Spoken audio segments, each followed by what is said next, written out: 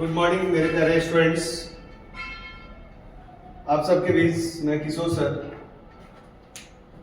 वर्ग 10 की Bihar board real number का दूसरा एक्सरसाइज 1.2 लेके आपके बीच आया हूं और उम्मीद करूंगा कि आप सभी को इसको बहुत अच्छे से समझेंगे। चलिए वीडियो को ना लंबा किए हुए आगे बढ़ते हैं। एक्सरसाइज 1.2 का question number 1। Exercise 1.2 question number 1।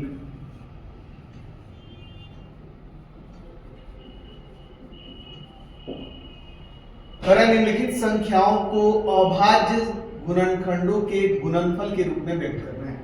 पहली संख्या है आपका 140।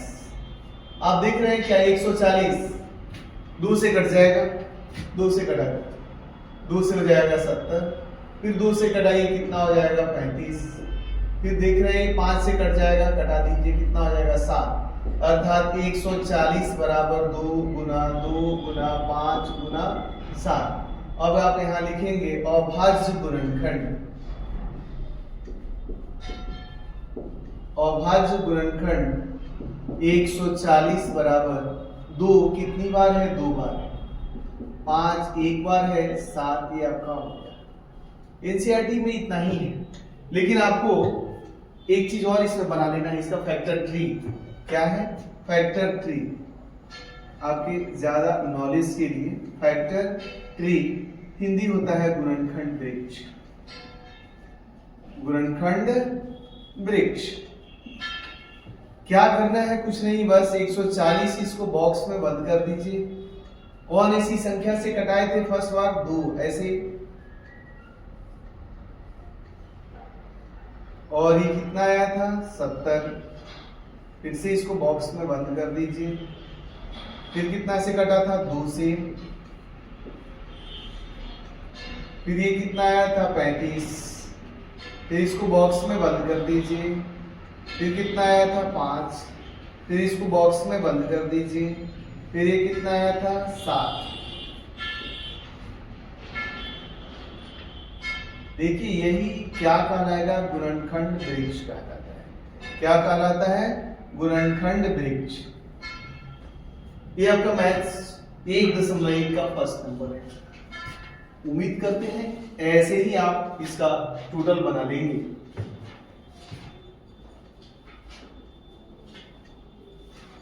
तो हम 2-4 प्रश्न ले रहे हैं, आप बना के हमें कमेंट्स बॉक्स में बताएंगे क्या आंसर है। पहला क्वेश्चन है,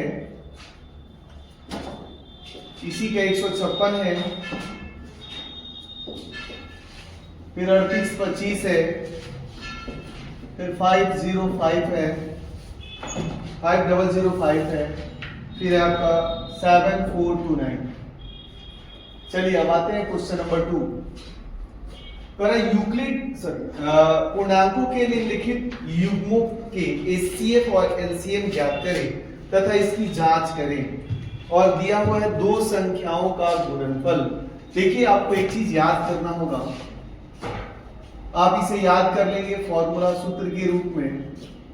2 संख्याओं का गुणनफल, 2 संख्याओं का गुणनफल काफी वीवीआई है, आप इसे देख लेंगे। 2 संख्याओं का गुणनफल बराबर होता है मौसा गुना लौसा। क्या होता है? मौसा गुना लौसा। यदि आप 2 संख्याओं में मान लीजिए कि पहली संख्या को a मान लीजिए और दूसरी संख्या को क्या मान लीजिए? b मान लीजिए। दूसरी संख्या को b मान लीजिए, तो फॉर्मूला क्या हो जाएगा? a गुना b बराबर मौसा को हम लोग बोलते हैं HCF इनटू LCM। ये हो जाएगा। अगर आपसे पूछा जाएगा पहली संख्या क्या होगी? पहली संख्या, तो पहली संख्या को a बराबर क्या हो जाएगा? HCF गुना LCM बाई दूसरी संख्या, और दूसरी संख्या को आप क्या माने हैं? b माने। या यदि आपसे पूछ दिया जाएगा दूसरी संख्या क्या होगी, तो दूसरी संख्या अर्थात b बराबर क्या होगी, तो HCF इंटू LCM, अब बाई क्या हो जाएगी, पहली संख्या अर्थात a। यदि आपसे पूछ दिया जाएगा HCF बराबर क्या होगा, HCF मतलब मौसा बराबर क्या होगा, तो क्या हो जाएगा a गुना b बटा क्या हो जाएगा LCM। यदि आपसे पूछ दिया जाएगा LCM इक्वल्स टू क्या होगा, तो क्या लिखेंगे, तो a इंटू बी बटा HCF। ये 4-5 फॉर्मूला आपके लिए काफी दे दिया है, आप देखिए। अब आइए क्वेश्चन नंबर 2 में दो संख्याएं हैं, दिया हुआ है 26 और 91। तो लिख देंगे दिया हुआ है क्या है, एक 26 है और दूसरा क्या है 91 और 91। अब आप क्या करेंगे, 26 का अभाज्य गुणनखंड निकालेंगे। 26 देखिए, 1 से भी कटा सकते हैं, 1 से 26, 2 से 13, 2 से नहीं कटेगा, 91 कटाइए, 1 से 91, 7 से कट जाएगा 13, अब नहीं कटेगा, लिखेंगे 26 बराबर 1 गुना 2 गुना 13। उसी प्रकार 91 बराबर लिखेंगे 1 गुना 7 गुना 13। देखिए कौन ऐसी संख्या दोनों में मिल रही है, 1, और कौन ऐसी संख्या दोनों में मिल रही है, 13। ठीक है, तो HCF क्या होगा, जो संख्या दोनों में मिले, ये दोनों में 1 तक को 1 लिख देना है, दोनों में 13 मिल रहा है तो 1 13 लिख देना है। अब HCF जो होगा इसको गुना कर लेंगे 13, आंसर है।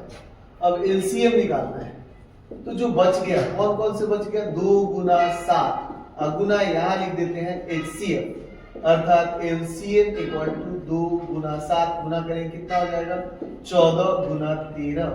आप इसको गुना कर लेंगे तो आ जाएगा 182। लौसा निकल गया मौसा। अब आगे आपको बनाना है, इसको वेरीफाई करना है कि ये जो हम बनाए हैं ये सही है कि नहीं सही है। तो देखते हैं आगे।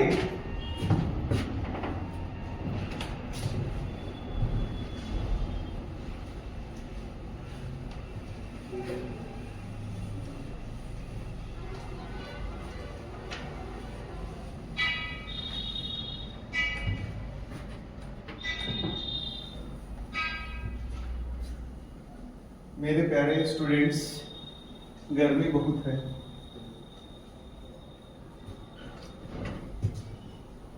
चलिए इसके बीच फिर से हम लोग आगे बढ़ते हैं। अभी कर रहा है इसको जांच करना है कि दो संख्याओं का गुणनफल बराबर, जांच कर क्या करना है, यहां दो संख्याओं का गुणनफल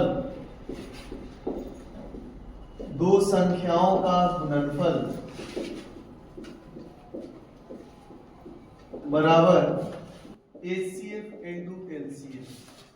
तो दो संख्या था, एक 26 और एक था क्या है 91। HCF था 13 और गुना क्या हो जाएगा 182। आप दोनों को इसको गुना करेंगे तो आ जाएगा 2366। इसको भी आप गुना करेंगे 2366। आप देख रहे हैं LHS और RHS क्या है, दोनों बराबर है। तो ये जो है ये हमारा क्वेश्चन बनाया हुआ प्रश्न। चलिए स्टूडेंट्स आगे देखते हैं। क्वेश्चन नंबर कल 2 तक हुआ था, आगे देखते हैं क्वेश्चन नंबर 3। 1.2 का क्वेश्चन नंबर 3। सबसे पहले ऊपर लिख लेंगे दिया हुआ है, अभाज्य गुणनखंड विधि द्वारा निम्नलिखित पूर्णांकों के HCF और LCM ज्ञात करें। एक नंबर में दिया है 12, 15 और 21। ठीक है स्टूडेंट्स, क्या करेंगे, इसका अभाज्य गुणनखंड निकालेंगे। तो 12 को कटाइए 1 से, 12, 2 से कटाएंगे कितना आएगा 6, 2 से कटाएंगे 3। उसी प्रकार 15 को कटाएंगे 1 से 15, 3 से कटा देंगे 5। 21 को कटाइएगा 1 से 21, 3 से कटाएंगे 7। अब 12 का अभाज्य गुणनखंड लिखेंगे 1 गुना 2 गुना 2 गुना 3, और 15 का लिखेंगे 1 गुना 3 गुना 5। और 21 का लिखेंगे 1 गुना 3 गुना 7। यहाँ ध्यान देंगे, अगर तीनों में कोई ऐसा अंक तीनों में मिले, देख रहे हैं हम, 1 मिल रहा है और एक कौन सा अंक मिल रहा है 3। इस तीनों में से HCF लिखेंगे, इस तीनों एक में से कोई एक एक, और इस तीनों 3 में से कोई एक 3, गुना कर देंगे कितना हो जाएगा 3। अब LCM देख रहे हैं कौन कौन रेस्ट रह गया, तो कौन रह गया 2 2 5 और 7। लिखेंगे 2 2 5 7 गुना HCF, क्या हो जाएगा LCM इक्वल्स टू 2 गुना 2 गुना 5 गुना 7, और ये हो जाएगा 3। गुना कर देंगे 2 गुना 4, 4 पचे 20, 20 60, 60 में 7 से गुना करेंगे आ जाएगा 420। एक चीज ध्यान देंगे स्टूडेंट्स, ये हमारा आपका LCM और HCF आपका आंसर। कभी कभी HCF तो क्लियर है कि तीनों में से जो मिलेगा कोई एक लिखना है, फिर तीनों में से मिलेगा कोई एक लिखना है, लेकिन LCM में अगर सपोज कीजिए जैसे 1 गुना 2 गुना 2 गुना 3, अगर आता है 1 गुना 2 गुना 3 गुना 5, ठीक है, ऐसा रहता 1 गुना 3 गुना 5 गुना 7, ठीक है। यहाँ तो आप देख रहे हैं कि इस तीनों में से HCF क्या हो जाएगा, इस तीनों में से कोई एक, और यहाँ देखिए 3 है, इसमें से कोई एक 3, ये आपका हो जाएगा HCF 3। लेकिन LCM में देखिए अगर 2 अंक में भी अगर कॉमन हो तो उसमें से कोई एक ही लिखेंगे।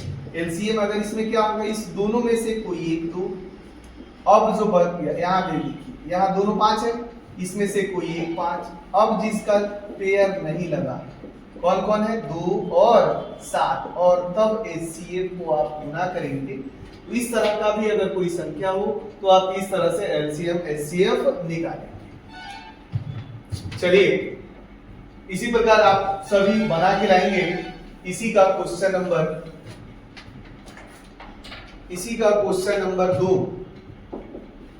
2 है 5, 2 है 17, 23, 29, और आपका है 8, 9 और 25। फिर हमें कमेंट्स करेंगे कि क्या इसका आंसर है। चलिए क्वेश्चन नंबर आगे देखते हैं, क्वेश्चन नंबर 4।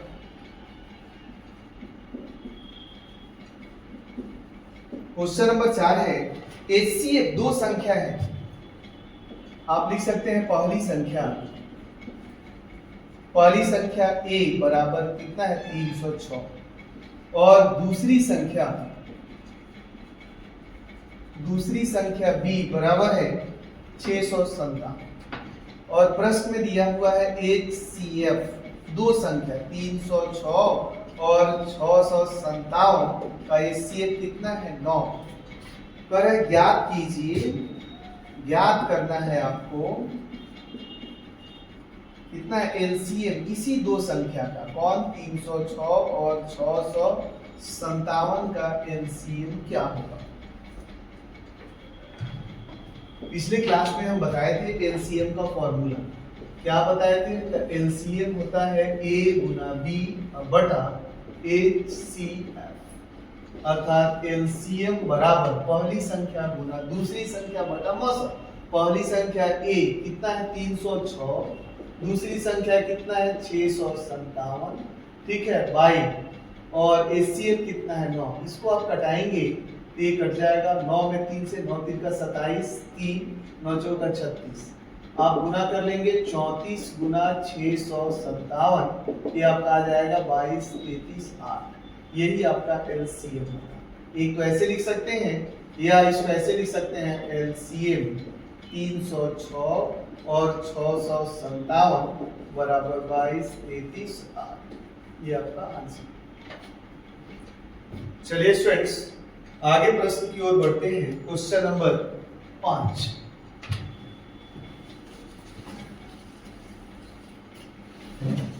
चलिए 4 के बाद क्वेश्चन नंबर 5 काफी वीवीआई प्रश्न है। कह रहा है कि जांच कीजिए कि क्या किसी प्राकृत संख्या n के लिए, देखिए तो आप लिख देंगे कि क्या यहाँ प्रश्न करा है कि आपको बताना है कि क्या किसी प्राकृत संख्या n के लिए 6 टू द पावर n अंक शून्य पे समाप्त हो सकता है।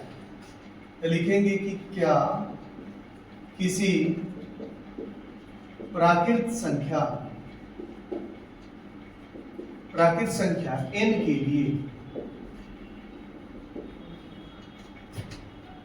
लिए संख्या 6 पर पावर n अंक शून्य पर समाप्त हो सकती है, देखिए अब आपको बता दें प्राकृत संख्या किसे कहते हैं। तो प्राकृत संख्या क्या होता है? गिनती की संख्या को प्राकृत संख्या कहते हैं। इस तरह के प्रश्न आप विभिन्न बुक में देखेंगे, यहाँ 6, 7, 8, 10 कुछ भी इकाई अंक शून्य पूछ सकता है, 1 पूछ सकता है, 2 पूछ सकता है, किसी भी प्रकार का प्रश्न होगा। ठीक है, इसमें आप क्या कर लेंगे, मान लेंगे यदि संभव हो तो माना कि प्राकृत संख्या को इंग्लिश में नेचुरल नंबर बोलते हैं। पूछ रहा है उनके नंबर, तो n बराबर अपने मन से 1, 2, 3 डॉट डॉट डॉट डॉट। ठीक है, अब आइए यहां लिखेंगे जब n बराबर 1 तो स्टेप 1 क्या हो जाएगा? 6 का पावर n। क्या हो जाएगा? 6 का पावर n, अर्थात 6 का n की जगह क्या हो जाएगा? 1। अब 6 को एक बार आप गुना करेंगे तो 6, क्या 6 जीरो पे समाप्त हो रहा है? यहाँ देखिए इकाई अंक ही 6, ठीक है, तो यह जीरो पे समाप्त नहीं हो रहा है, इसको आप लिखेंगे समीकरण 1। ठीक है, उसी प्रकार आप लिखेंगे जब n बराबर 2 तो ये क्या हो जाएगा? स्टेप 2, 6 का पावर n अर्थात 6 का पावर 2। 6 को 2 बार गुना, 6 गुना 6, यहाँ देख रहे हैं कितना हो जाएगा? 36। देखिए ये जो इकाई अंक कितना है? 6। दहाई अंक कितना है? 36। जीरो पे समाप्त नहीं है, ये किस पे समाप्त हो रहा है? 6 पे, तो ये भी समीकरण 2। फिर आप लिखेंगे जब n बराबर 3 तो स्टेप 3, 6 का पावर n, 6 का पावर 3, 6 को 3 बार गुना करेंगे, 6 गुना 6 अर्थात कितना हो जाएगा? 216। यहाँ भी देखिए जीरो पे समाप्त ना हो के किस पे समाप्त है? 6 पे समाप्त है। प्रश्न में कह रहा है क्या जीरो पे समाप्त होगा, तो समीकरण ये क्या हो जाएगा? 3। ये आप देख रहे हैं समीकरण 1, 2, 3 आप और आगे बढ़ते जाएंगे, लेकिन ये जीरो पे समाप्त नहीं होगा। यहाँ लिखेंगे अतः समीकरण 1, 2 एवं इससे 3 से स्पष्ट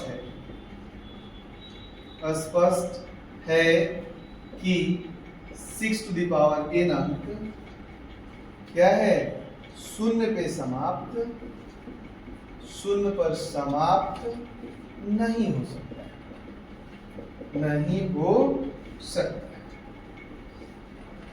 देखिए यहाँ स्टूडेंट्स, अब एक काम करते हैं, अगर 6 का अभाज्य गुणनखंड निकालते हैं तो क्या आएगा? 2 गुना 3। ठीक है, अगर इस अभाज्य गुणनखंड में थोड़ी सी हेरफेर कर दी जाए तो क्या ऐसा हो सकता है? यहाँ लिखेंगे यदि 6 का अभाज्य गुणनखंड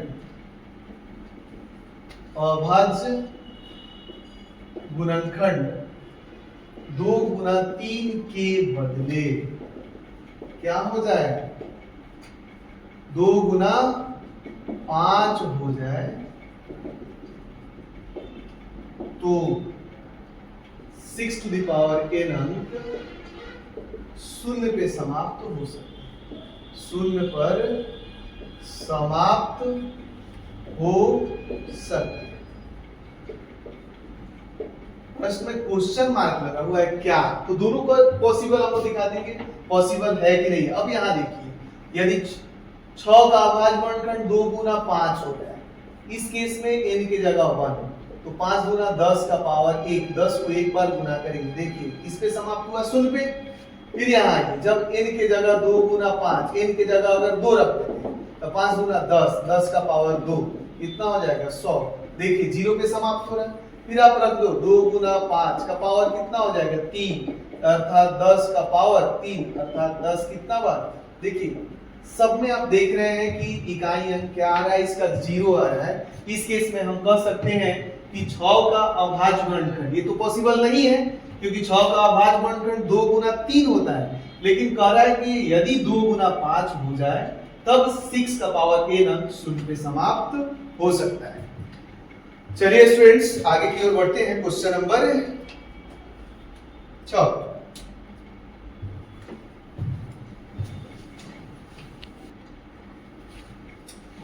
चलिए क्वेश्चन नंबर 6 काफी मस्त क्वेश्चन है। क्वेश्चन नंबर 6 कह रहा है कि व्याख्या कीजिए कि 7 गुना 11 गुना 13 प्लस 13 क्या भाज्य संख्या है। काफी आसान है बाबू। हमारे प्यारे मैथ से लेके हमारे बहुत सारे मेरे प्यारे बहुत डरते हैं। देखिए क्वेश्चन क्या है, लिख दीजिए 7 गुना 11 गुना 13 प्लस 13 एक भाज्य संख्या है। देखिए बता रहे हैं इस प्रश्न में देखेंगे कि ऐसी कोई ना कोई अंक होगी जो 2 बार लिखा होगा। क्या होगा, इसको रफ में थोड़ा सा देखते हैं तो 7 गुना 11 गुना 13 प्लस 13, इस तीनों को गुना कीजिएगा। 7 में 11 से 77 में 13 से गुना करेंगे तो 1001 प्लस 13 जोड़ देंगे 10 14। ऐसा और कोई मेथड्स है? इसके लिए क्या करना है, एक लैंग्वेज लिख लेना है। क्या दी हुई क्या संख्या, दी हुई संख्या, थोड़ा सा जगह छोड़ दीजिए। एक क्या है, भाज्य संख्या है, भाज्य संख्या है। क्यों?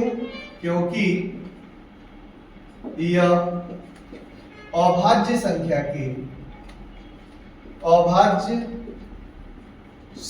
के गुणनफल के रूप में, गुणनफल के रूप का है। आपको बताए थे यूक्लिड महोदय ने किसी संख्या को बांटने का 2 तरीका होता है। पहला था यूक्लिड विभाजन एल्गोरिथम और दूसरा था अंक गणित की आधारभूत प्रमेय। और अंक गणित की आधारभूत प्रमेय में ही उन्होंने बताए थे भाज्य संख्या को अद्वितीय रूप से अभाज्य संख्या के गुणनफल के रूप में रिप्रेजेंट कर देंगे। ये हमारी संख्या क्या हो जाएगी, भाज्य संख्या हो जाएगी। अब यहाँ देखिए आप पढ़ रहे हैं मोतिहारी वाले किशोर सर से, तो आराम से चुटकी बजाएंगे और मैथ को उड़ा देंगे। कैसे? तो देखिए इसमें देखिए कौन ऐसी संख्या 2 बार लिखी हुई है, तो आराम से इसको ब्रैकेट में डाल दो यार। क्या हो जाएगा, 7 गुना 11। जो संख्या 2 बार लिखा है उसको बाहर से गुना कर दो। अब देखिए जो संख्या 2 बार है उसके लिए प्लस 1। फिर से बता रहे हैं स्टूडेंट्स, जो संख्या देखिए फिर से कौन ऐसी संख्या 2 बार लिखी हुई है, तो 13, एक ब्रैकेट डाल दीजिए। जो संख्या 2 बार लिखा है उसको बाहर गुना कर दीजिए। बाकी कौन कौन बच गया, तो 7 गुना 11। जो संख्या 2 बार लिखा हो उसके लिए प्लस 1।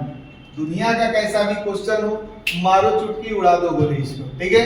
इस प्रकार का क्वेश्चन आप आराम से बना सकते हैं।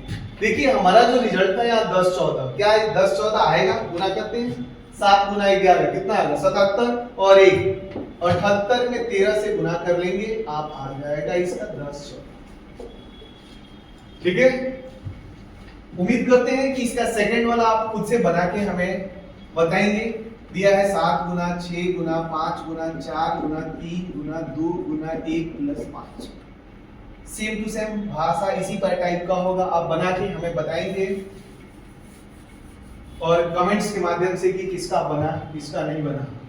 मैं किशोर सर मोतिहारी वाले आपके समक्ष मोतिहारी में या मोतिहारी से बाहर हो, ठीक है, मैथ्स के लिए टेंशन नहीं लेना है।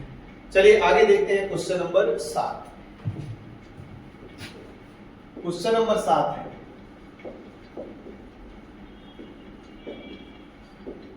पर एक वृत्ताकार खेल का मैदान है। ठीक है, क्या है, खेल का मैदान। एक लड़की है, मान के चलिए बुक के अनुसार से सोनिया, ठीक है। इस खेल के मैदान को एक चक्कर 1 रिवॉल्यूशन कंप्लीट करने में कितना समय लेती है? 18 मिनट। एक लड़का बेचारा रवि, ठीक है, हम ये नहीं कर रहे कि लड़कियों में अधिक स्टेमिना है, लड़कों में नहीं, ठीक है। ये कर रहा है कि ये जो लड़का है एक चक्कर लगाने में 12 मिनट का समय, ठीक है।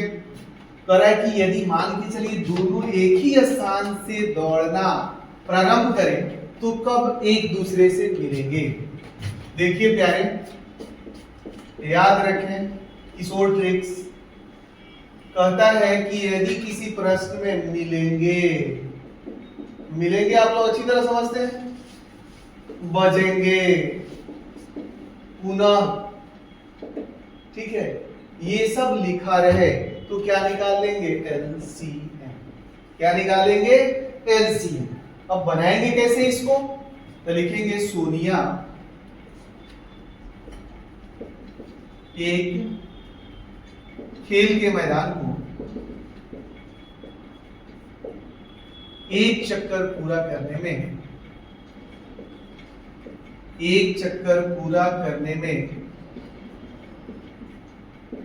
18 मिनट का समय लेती है। 18 मिनट का समय लेती है। और रवि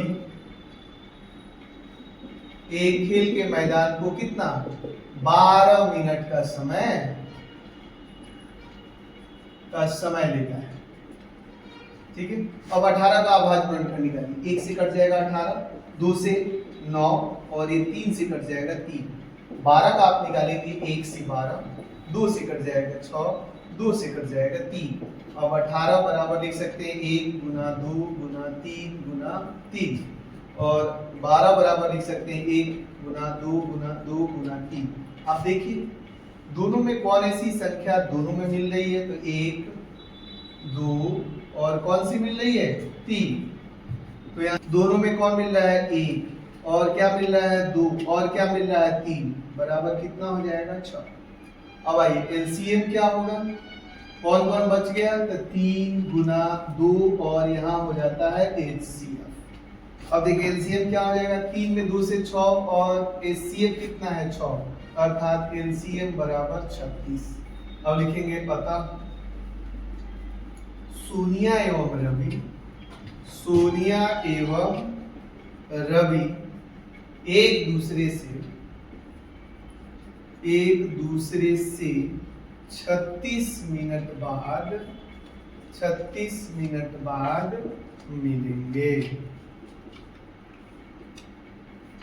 चलिए स्टूडेंट्स, ये आपका रहा 1.2 का 0 से लेके लास्ट तक का क्वेश्चन।